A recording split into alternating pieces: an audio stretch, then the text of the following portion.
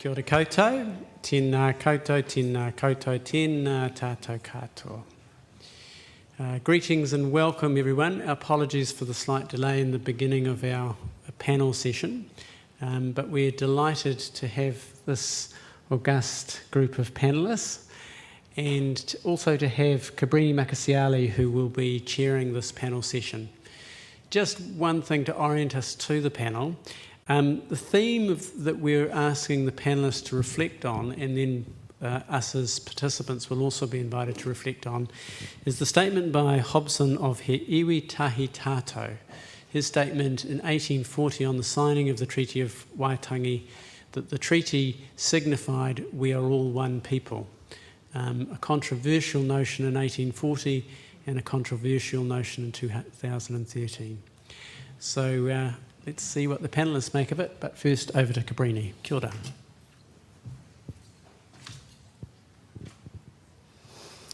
Ngā mihi ki a koutou katoa, ngā mihi aroha ki a tangata whenua, me mana whenua o tēnei rohe, Ngati whātua.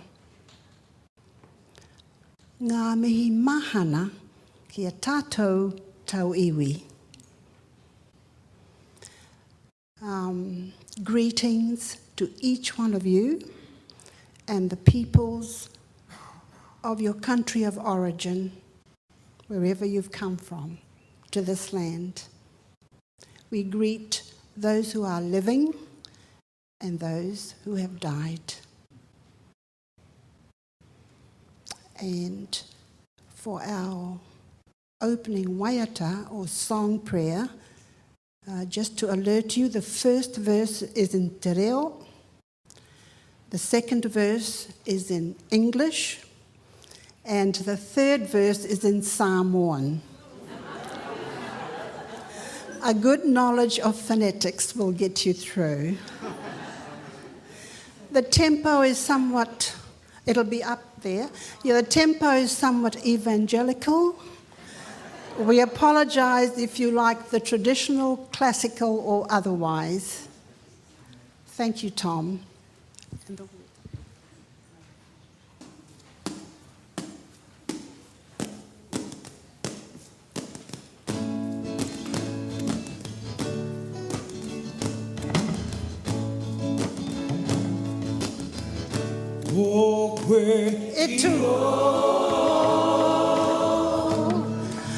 Matua te kore, o koe io, te waiora,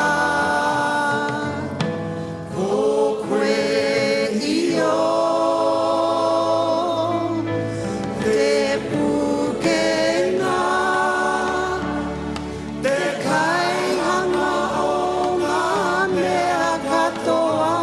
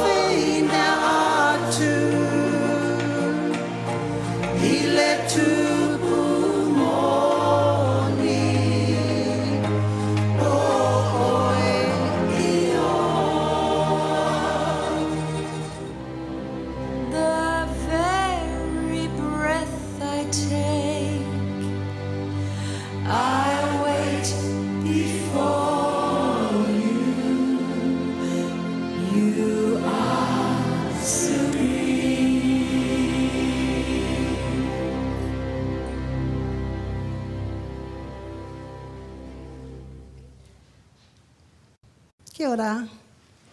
E noho.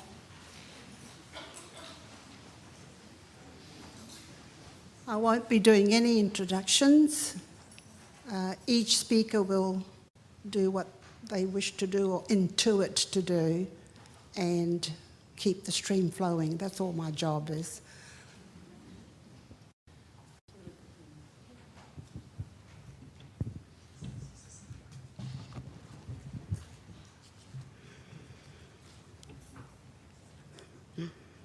Tēnā koutou. Ko Ngati Pākehā au. Ko kaimai ngā maunga. Ko waikato te awa. Ko timandra te waka. Ko airehi rato tō ingaringhi. Ko kotirani oku tipuna. Ko Beverly Joel Rawa, ko Brian Johnson, oku matua. Rawa ko Diane, taku tino hua, a taku tau. Ki te whanganui atara toku whare. Ki te koa taku nakau i te mahi whakaora hini nauru.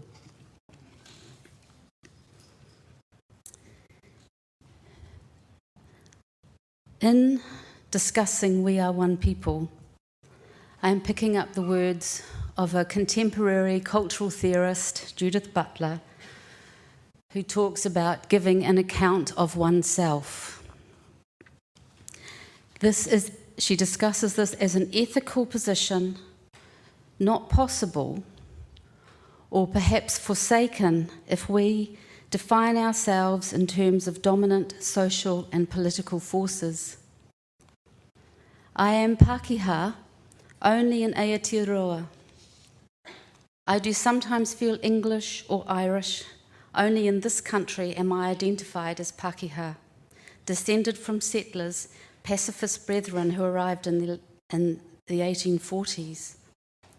I feel like a New Zealander, a Pākehā because I am inevitably in relationship with Māori.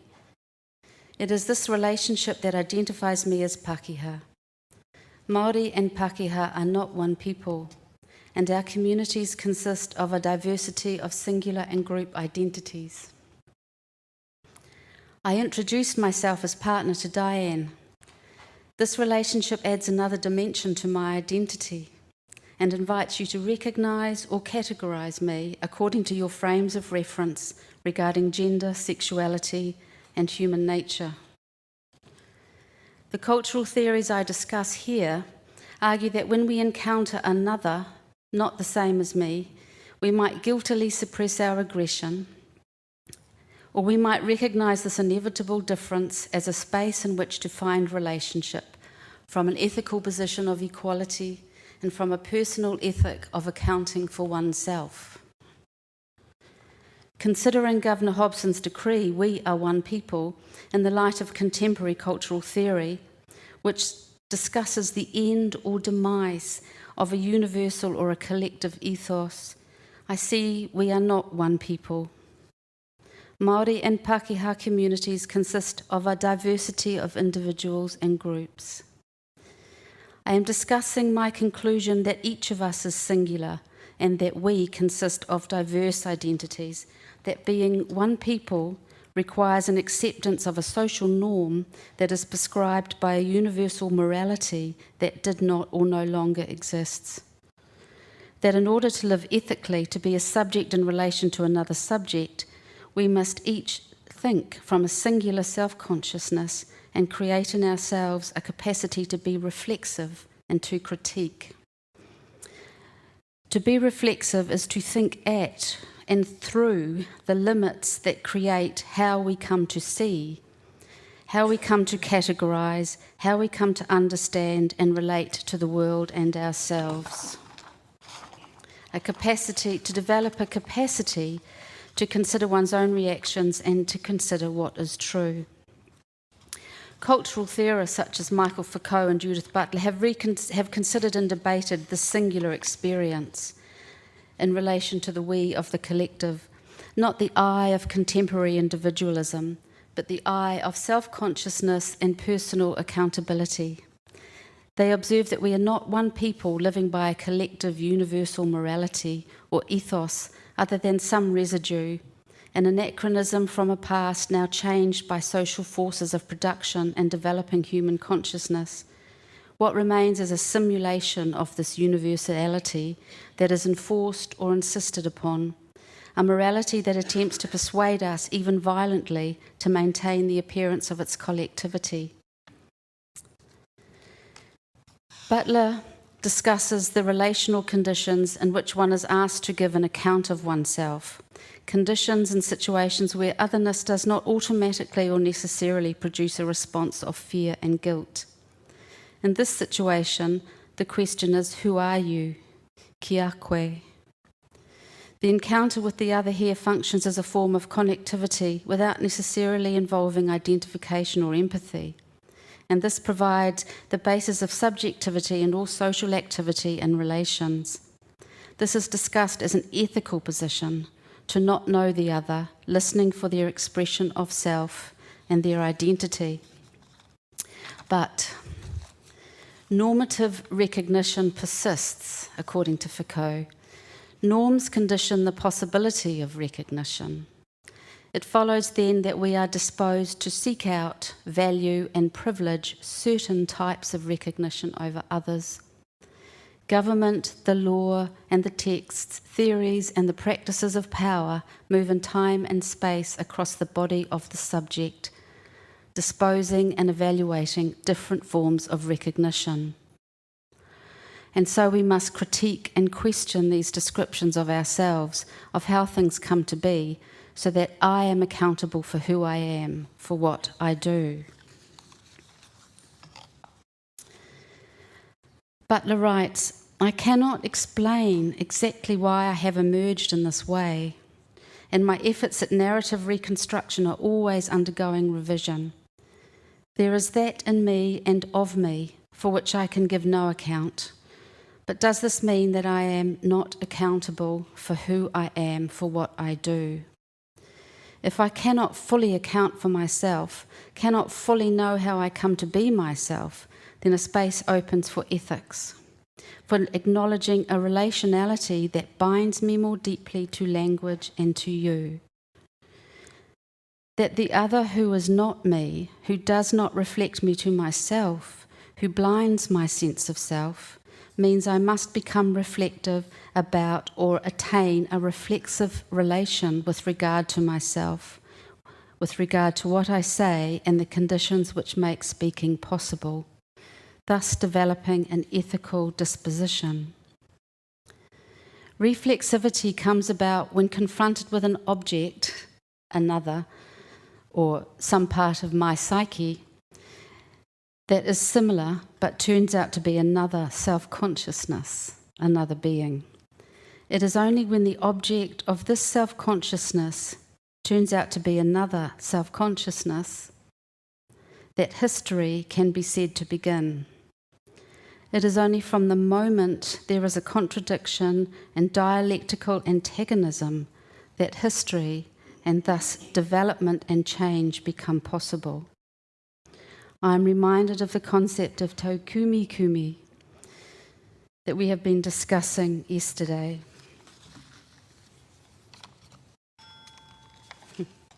Thank you. According to Foucault, the critical attitude arises out of the creation, dissemination, and deployment of those historically specific ideas, imperatives, and dispositions that come to constitute or contribute to a particular grid of understanding or intelligibility. Foucault refers to an explosion in the 15th century and beyond into the art of governing men, and the method of doing it. The women were ungovernable, I hope.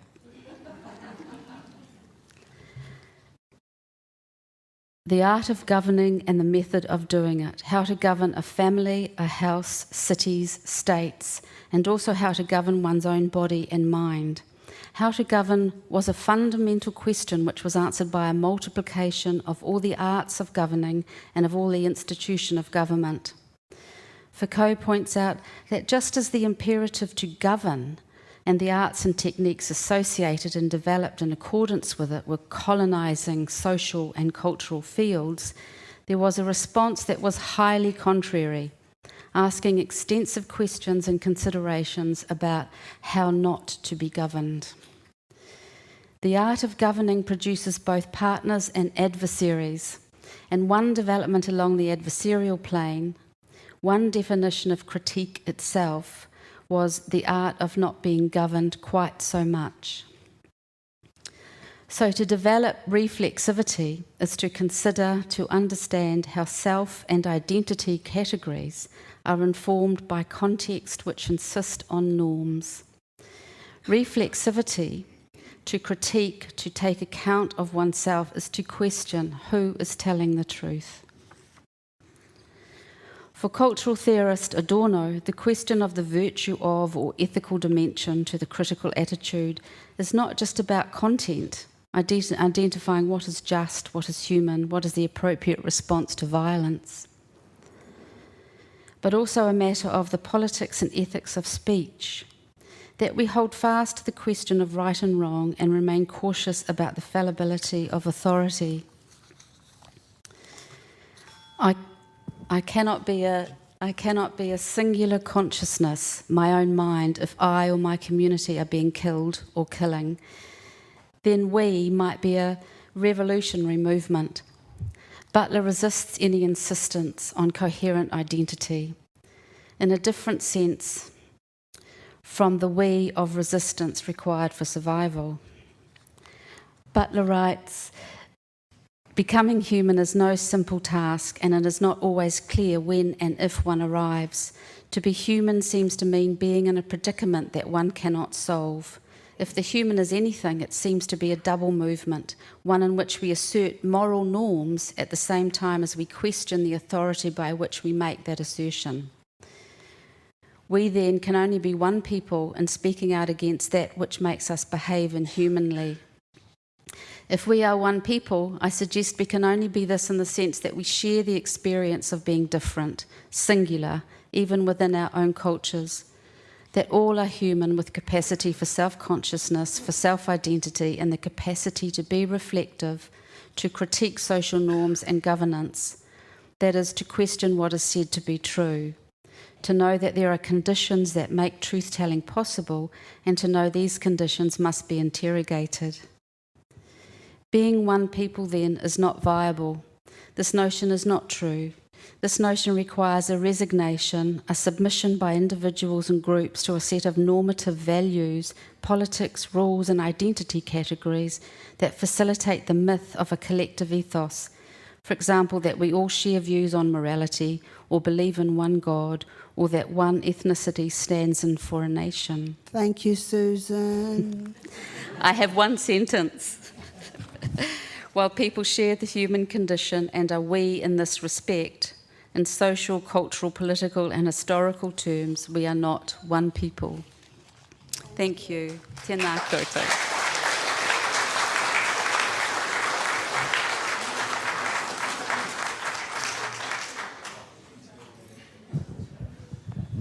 Next, please.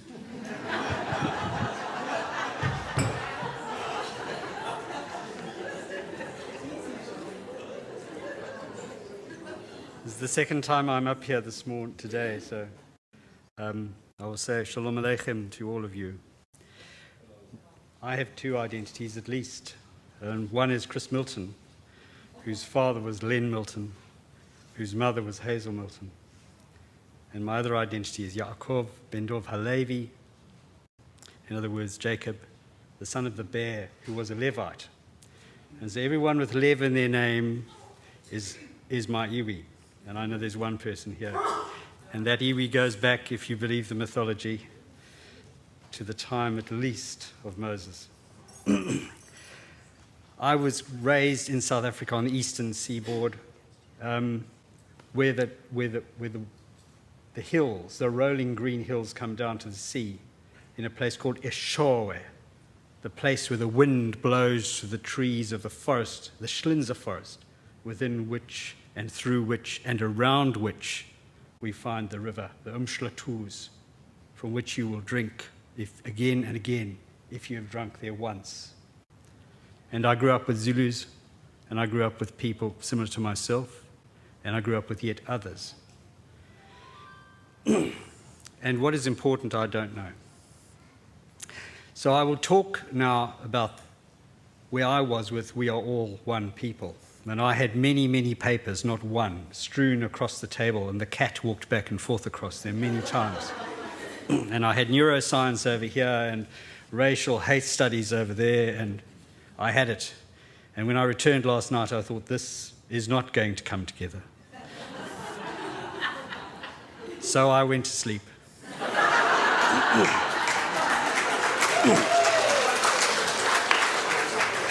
And then I thought, why am I taking on these terms of reference? Why am I taking on these terms of reference? I'm not going to take on these terms of reference. I'm going to look at this thing that I feel, that we start out as one, but not quite the one we think we are. And we are not one. And then we are one, but we're not all one. And then maybe, far over there, you're far beyond, we are all one people and more. And so this is what I've written for that. The earth dips into the night. It is evening, and the very last rays of the sun, a pink and orange and yellow glow, catch the trees. From a university residence upon a hill on the outer limits of the campus, some friends and I start to walk down the hill through the campus, a campus that is a mix of students' residences and of university buildings. The university feels like a little Oxford or Cambridge relocated to Africa. The street lights are on. So are the lights of the university, some like globes in the dark, some like ancient lanterns, and they illuminate our path. As we pass each student residence, some more people join our group. We pass through the quadrangles, the arched corridors, past the ivied walls, and we exit the great front doors of the university and come to a gate. It is called the Drosti Arch. Beneath the arch is a lantern, of which there are many legends. At this point, we might almost pause and look down the long high street before us, and we see the huge, dark, looming structure of the Anglican Church with its very tall spire. And we set off on the right-hand side of the high street, in the dark, but moving from pool to pool of light shed by the old arching street lamps. We walk towards the cathedral. There's much laughter, there's much talking. As we draw near to the cathedral at the end of the high street, it seems to become darker. And as we reach the cathedral, we turn right. We turn right and go down a dark oak-lined street called Hill Street. And after a little way, a small brick building on the left, with smudges of light from its windows, invites us in. We enter and cross the threshold into another world. A world of ancestral roots and ancestral voices. The building's rather small and narrow, and there are dark wooden beams which support the upper level where women will go. It is warm with old wood and glowing creamy yellow light. There is a deep old red and gold cloth covering the surface of what we call the bimmer. Likewise, an old red and gold embroidered curtain in front of the ark. And there's a welcoming glow and texture of red oriental rugs on the floor. These are all touched by the radiance of a brass chandelier above the bimmer and of the globes of light around it and leading up to what is called the ark. It is our little university town synagogue. And we have walked in from the dark of the outer world, of the working week gone by, into the welcoming and sheltering glow of a space and time set apart by the ancient traditions of the people of whom I'm part. In the chanting and singing and swaying, I come on an occasion to have a most profound experience, a sense of a wind without, a feeling of bodily warmth within, and then in the most profound experiential way, I come to know myself to be an undulation in the limitless field of that which is eternal. I knew that that which is eternal was both personal and impersonal. I knew that my place in and of that which is eternal was just right.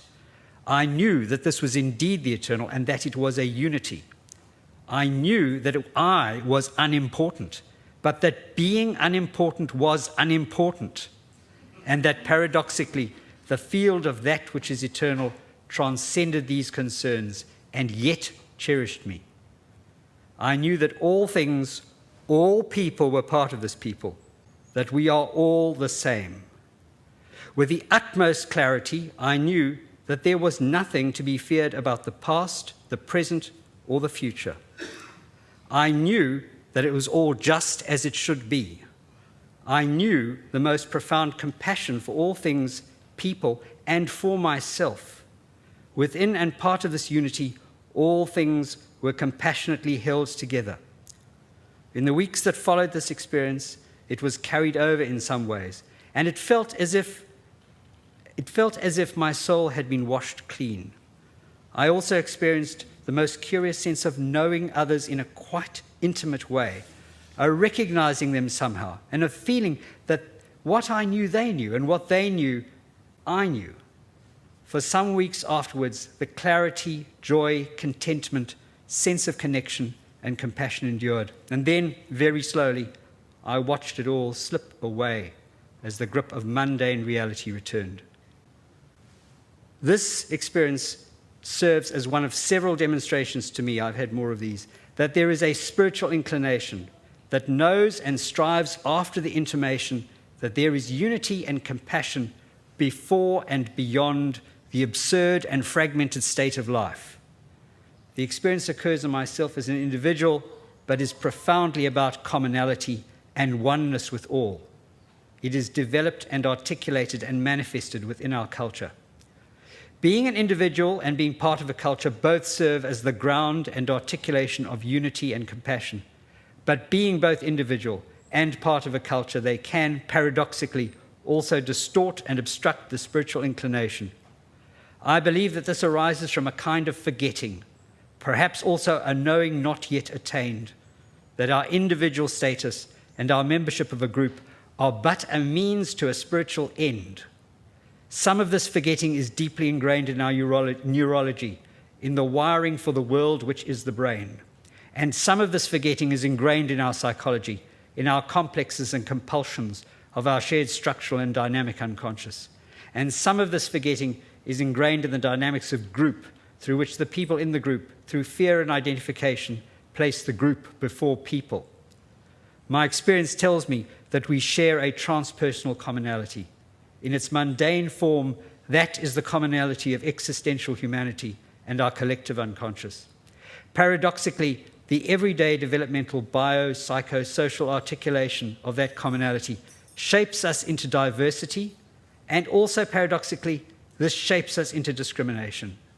Perhaps our life task, and in this life task, psychotherapy plays its part, is to return to our commonality in a different and deeper way. Perhaps part of our life task is effecting that return right here today. Thank you.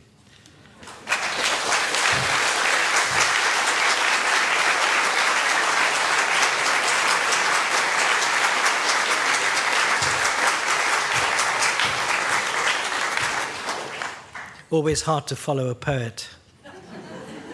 I've got 10 minutes, right? I don't want you to ding me.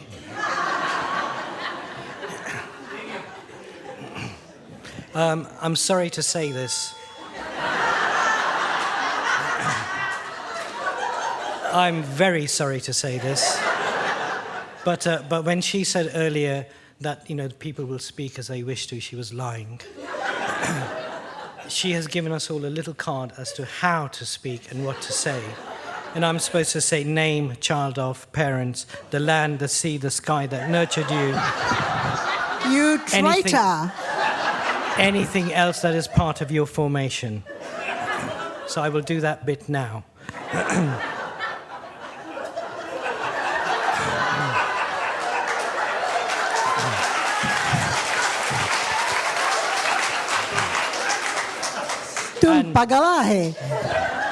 Ding me not. So I was born in Bombay. I belonged to a group called the Parsis. The Parsis came from Iran about 1400 years ago when the Arabic conquest of the Middle East crushed the Second Persian Empire. And some of the people there who followed the faith of Zarathustra, they got into boats and fled, and they landed in India. Since when they have been living as Indians, but as a separate group. They make it a virtue of not marrying out, that we should marry within the faith and perpetuate the faith and so forth. The Jews think that they are the chosen people. I have it on good authority from my mother that they are not. We are.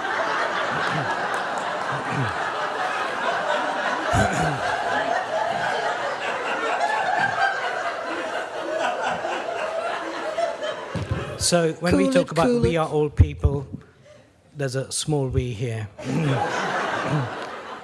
which brings us to the other point. Oh, I should tell you about my sea. The Arabian Sea was my sea, which is the sea next to me.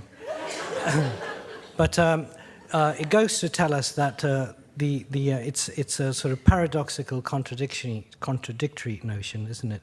Because for there to be a we, there has to be a they. Without a they, there can be no we. And we have to keep the they, or else the we collapses. So there's something quite paradoxical in that idea. And as to what the we is always, in my experience, context dependent. The kind of we were in India, that when I was brought up in for my first 12 years, that we was distinguished from the other Indian we's, the Hindus and the Muslims, and somehow I learned that my alliance was more with the we were lighter skinned and so forth, so we were more somehow with the English. And when we came to Britain when I was 12 years old, we found it to be not to be the case. So who I am and what I am is dependent on that. Small story, something I just heard on the television. A Scottish girl, but of an Italian community that's lived there for many generations. When she's asked if she feels Scottish or Italian, she says when she's in Italy, she feels Scottish. When she's in Scotland, she feels Italian. So the we-ness shifts. And another small story to do with me. I was at a conference many years ago, and one of the things they had us do was to break up into small groups, belonging groups. And I came in late, and I looked at the list, and I thought, I'm not non-European. So I went along to this group, and we had our experience, which wasn't very satisfactory, because we were all just not something. And then, this is very serious. And then I did have an insight. I thought, actually, I've lived in Britain for whatever it was at that time, 20, 30 years. I thought, the only person that's keeping me thinks that I'm not British. It's me. It's in my mind. I am British. So I went along the next session the next day. I thought I'd go along to the British group, which I did. And I was welcomed very warmly. And one of the first things that was said to me was, what good English I spoke. So again, this act of inclusion is also simultaneously, as you can see, it's an act of exclusion. So I am a cosmopolitan boy. I've lived in cities for most of my life, and in Britain certainly, this question about where are you from has different kinds of connotations, as it seems to have in your context. Because when you're asked that over there, you are asked that because in it is tacitly the suggestion that you are not one of us. How much longer have I got, miss? One, okay.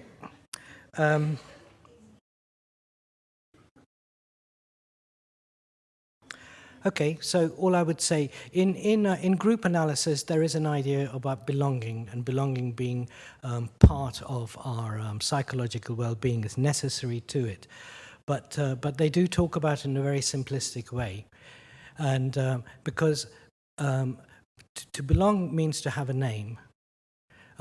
But even in that name, there is no we. There is always conflict, like I was trying to say yesterday, and differences and so on.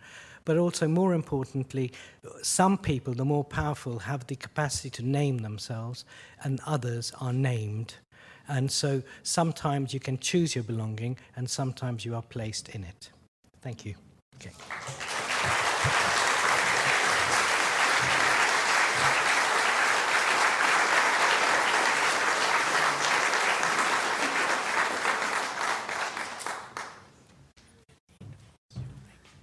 Kia ora tātou katoa. You can do what you like, Alayne, it's your marae.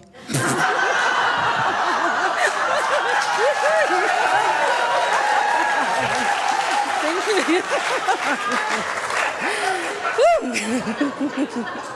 Kia ora Cabrini. Thank you. Oh, wow. You could come off the stage now if you want to.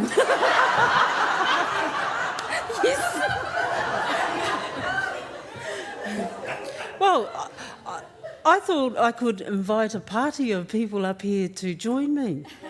How would that be? Kia ora, waka oranga whānau. Kia ora, Ngati Whatua. Hara mai. We will share this kōrero together.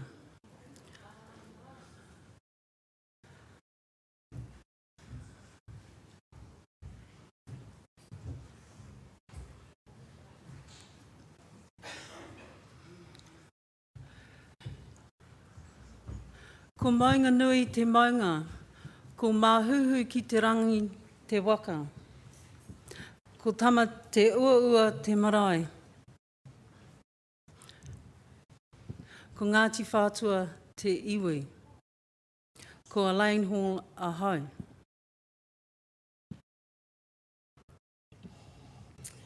Ngā mihi aroha whānau, waka oranga. I've asked Waka Oranga to come up here. Thank you, Cabrini, for, you know. Don't worry, I'll be dinging. on doing that. I mean, because, it's the element of surprise. So I just want to work with my whānau here for a minute. Because I want to use the example of, as I talked about yesterday, whakapapa whānau. And I've just talked about that briefly, introduced to you who I am. And this is my kaupapa whānau. We come together with a single purpose.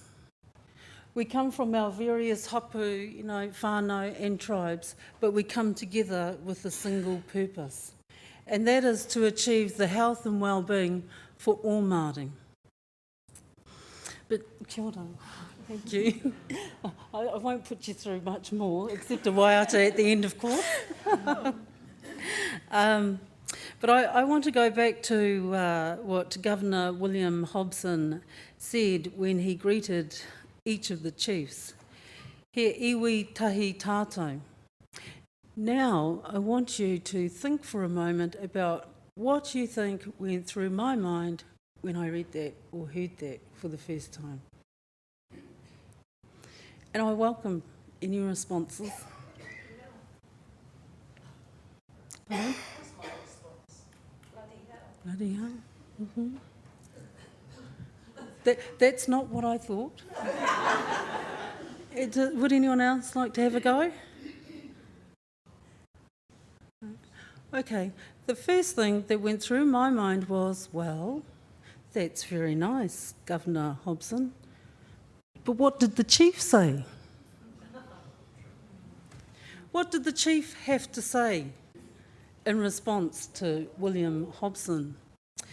And then I thought to myself, it's interesting, this language and this kōrero that we're having today, because it is about whose voice gets privileged in the conversation. That's why my mind immediately went, what did the chief say? What did the chief say who was adorned in his korowai and his tā moko have to say when Governor William Hobson said, he iwi tahi tātou? Can you imagine that? That image of these two faces, kanohi ki te kanohi, face to face. And then I thought, my goodness, my tūpuna must have went, huh? Are we? Perhaps I need to take one of those mirrors that you have.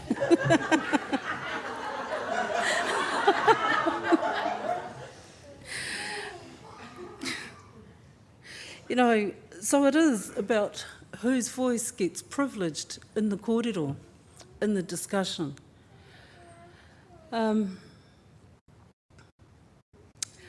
For me, and the way that we organise ourselves as people, and this kōrero has come up in the whare over the course of the past couple of days, it is true that we did not identify as Māori. We identified as Ngati Whatua, we identified as Ngati Kahungunu, we identified as Tūhoi. And that's what we did. We introduced ourselves and we talked about our mountains, our waterways, our whare tūpuna, and our tūpuna.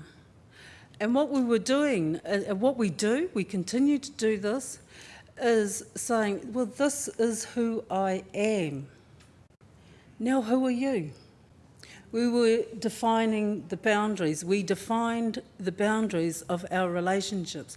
Now, what happens inside those boundaries is for each of those, respective iwi groups, hapu whānau, to work out their own differences between themselves before they go to the boundaries and negotiate with the next group of people. So it's about understanding who we are first. So, he iwi tahi tātou. No, it's not that we are one people.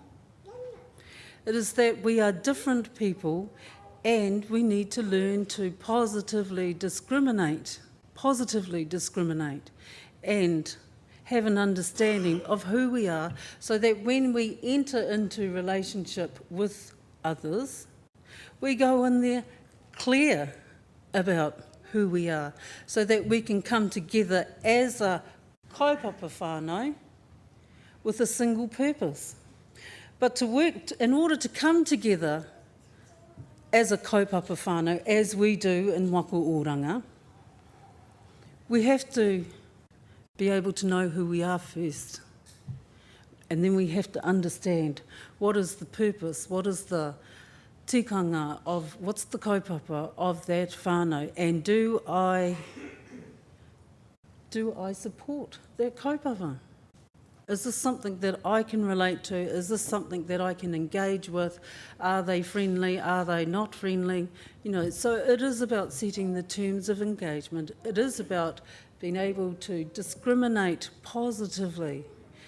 I think there's too much negativity attached to the word discrimination. Oh dear, you said I can do anything, right? I'm just pulling rank, Ngati. I'm your tuakana. Lovely, lovely, lovely. Kia ora, Cabrini. Yeah. So now I want to share one of our own whakatauki to just bring the balance back into Governor William Hobson's first greetings to the chief. Like I said, imagine that. Yeah.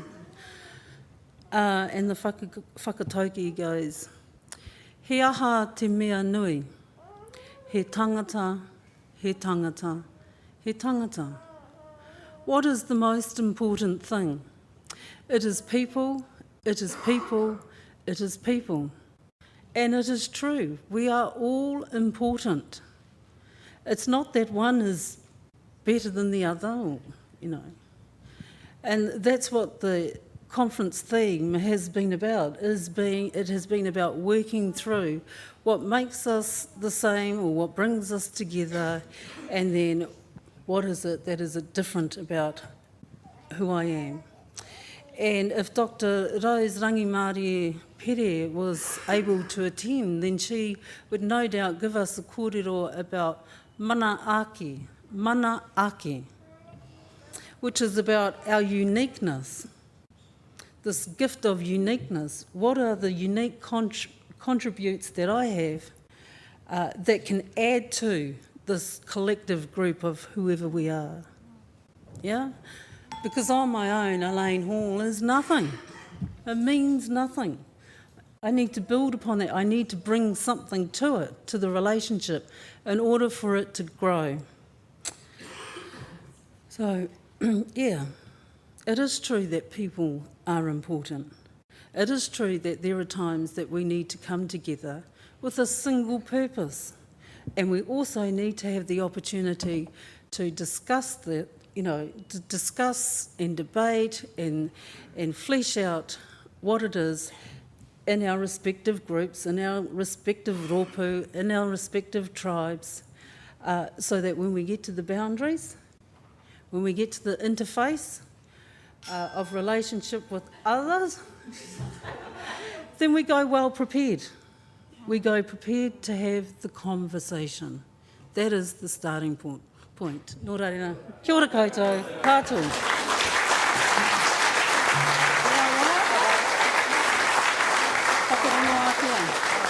Whakarongo ake ai, ki te tangi ati mani. He re runga rawa e. Tui, tui, tui, tui, tui a. Tui a I runga, tui a I raro, tui a I roto, tui a I waho. Tui, tui, tui a. Kia rongo te po, kia rongo te ao. Tui, tui, tui a. Ora. It's question time now. John, are you taking the mic? And these are for you, gracious people, to answer whoever's going to ask. Questions, please. If not,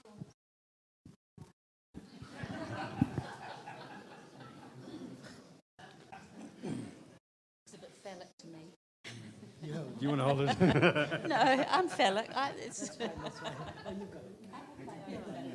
mind. No.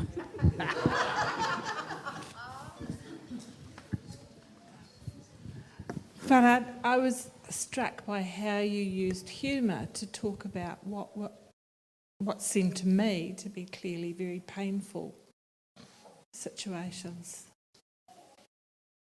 Yeah.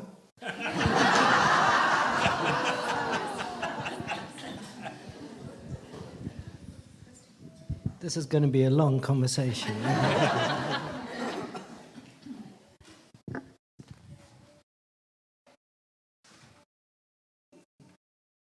if you're still formulating, talk to the person beside you to help you formulate the question. I've got a question for Suzanne, actually. Suzanne, I was struck by the complexity, and I really appreciated it, with which you addressed multiplicity. And personally, I think the terms biculturalism and the terms Pākehā tend to be used in a very reductionist way in Aotearoa. I wondered what your thoughts are. Yeah, thank you, John. I used Pākehā on purpose because of that, because of who is defining who. That's exactly why I used it as an example. I might call myself tauiwi in another context, but in this context I chose Pākehā because of all of its connotations. And that's really what I'm saying, is that when we have a sense of ourselves, there is so much influence on how we come to think of ourselves. And part of how I think of myself is Pākehā, and that has tough connotations. And in this context, I can stand here and it's okay, but I might call myself tauiwi in another way, in another place.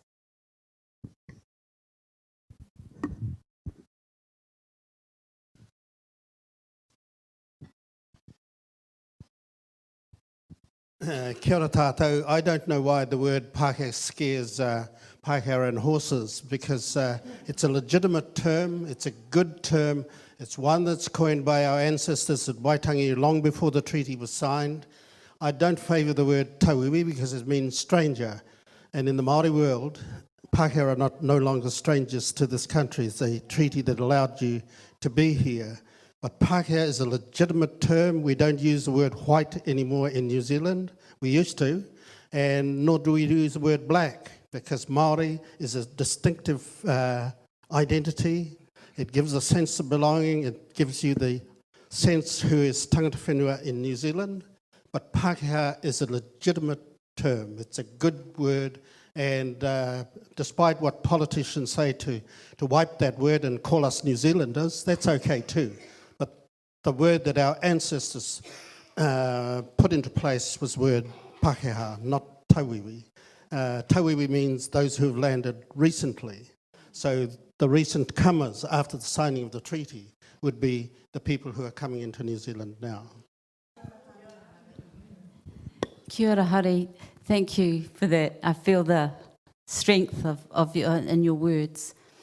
I was also interested in the whole idea of indigeneity and resisting, feeling in the whole resistance to that, because it means that we forget who we are, or we put aside who we are. So as part of not being we, I think we are not and cannot be, I don't know what we do with indigeneity that some politicians or historians might argue that we are. If I do that, I forget where I come from.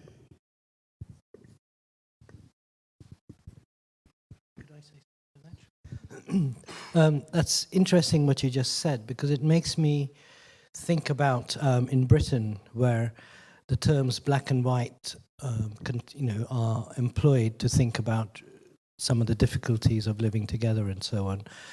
So when you say the terms Pākehā and Maori here come to replace black and white, say, you're suggesting that that there are sort of traditions here that there is actually a people rather than, say, the idea of black, which is doesn't constitute a community. It constitutes a racialized group. So that sort of makes me think about, firstly, how things are in a sense dislocated over there. But coming back to here, I can see why Maori might hold connotations of a belonging, but I can't see why, I don't see that Pākehā holds a connotation of belonging, because, you know, in the sense that what is their commonality? You know, apart from that they come from Europe, or some of them were born in, the parents were born in Europe. What makes them an entity? So that's my question back to you. Yeah, I just feel really moved to answer that question for me. I can't answer it for everybody, but for me, when I'm asked that, when I go to where am I from, it's like, whew, lots of places, not one place. But what I do know is that for a lot of generations now, my ancestors' bones are buried here. So who am I is a question, which is, or where do I come from, is a question which, I could say that I'm Dutch and I'm Irish and I'm this and I'm that and whatever. I've had different ancestors come from all these different places. But actually, I don't identify with those places particularly. So for me, I find the title Pākehā quite useful because it tells me something about my own experience. But what makes you the same as other Pākehā? Only in as much as my other Pākehā's bones are buried here as well. So I have a way of relating to that in commonality of having had intergenerational experience of this country being a home country, really. I'm not European. I don't identify as being European at all.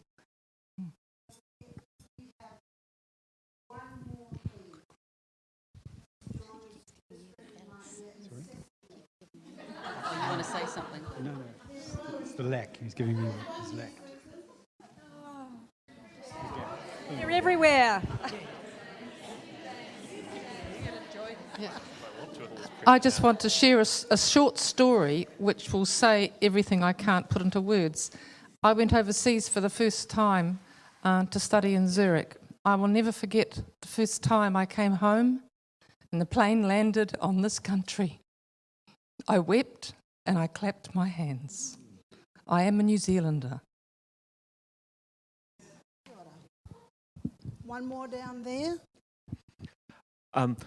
Thank you. I just wanted to respond to that as well, Farhad, about, I guess, the identity of Pakeha and what that means for me. Again, I can only speak for myself, but to me, Pakeha is both a cultural but also a political identity, and part of the reason why I resonate and identify as Pakeha is because I believe that in one sense, it legitimizes my right to be in this country and to consider it my home.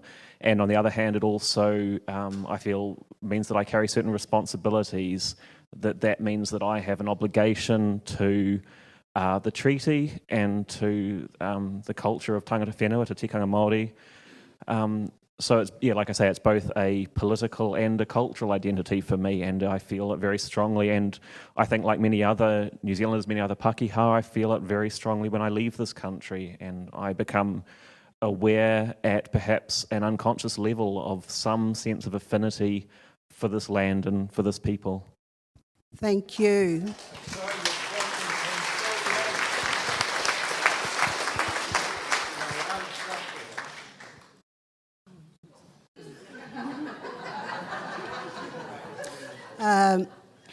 I won't be thanking our guest speakers in the usual way. So please, Tom, we shall thank them with a prayer. E tū whānau. Please, let us say this with intent and love. Haere mai e te wairua tapu. Fill our hearts with your love, our minds with your truth. Keep us from losing our nerve as we walk by new paths to what it is you call us. Next. Give our eyes with new sight, our ears with unaccustomed sound.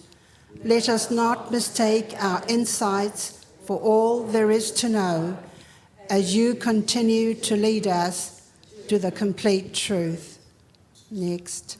Haere mai e te wairua tapu. Give us listening hearts with love that reaches out to include and embrace. May what we believe show in deeds, not just in words. We pray this in the name of the Great Spirit, who is mystery. Amen. Thank you, everybody. Please clap our guest speakers.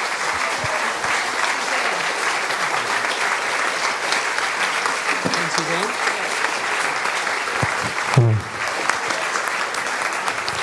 Kia ora koutou. If I could just invite you to sit for a moment. There are a couple of thank yous we do need to do.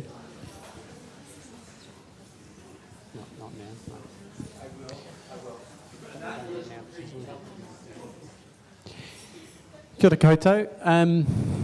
It is my pleasure just to complete the experience of being with this panel with a couple of thank yous we do want to make. Firstly, I just wanted to acknowledge Joy. You'll notice that 3 of the 4 keynote speakers at this conference have participated in the panel. Joy has not. Wanted to explain the reason for that. Joy very graciously stepped in at pretty short notice when Rose Pere was not available to contribute to the conference. So we're really grateful for your willingness to step up into the keynote role, and Joy decided that that was sufficient for her. And that also meant that Suzanne was invited at, I think, about 10 days' notice. Less? 1 week. 7 days' notice. She was, I think Keith's words were, "Your association needs you." And I thought you stepped up magnificently. It was an extraordinary effort over 7 days. You want to give the... Okay. So we would like to give you a gift, Suzanne. Jordan. I wanted to thank our three other guests, our speakers. Chris, thank you for your poetic grace. Alayne, thank you for your truthful heart. And Farhad, thank you for your humour. You're inviting us to consider the complexity and possibly problematic nature of Pākehā as an identity. And particularly, I wanted to thank you for my highlight of the conference, which was, I think you made Cabrini blush, and I've never...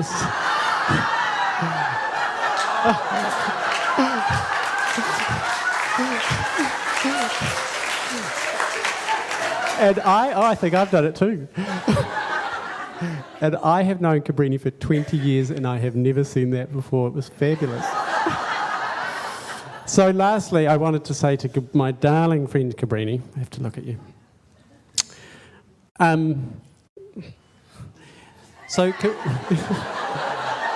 Cabrini also was invited... I think I have to stand over here. Let's go. Cabrini also was invited to participate in this panel at reasonably short notice, and we suspected that she might offer something rather special to this panel experience, and I thought she did, with her love, her humour, her spirit, and particularly her soul. Thank you, Cabrini.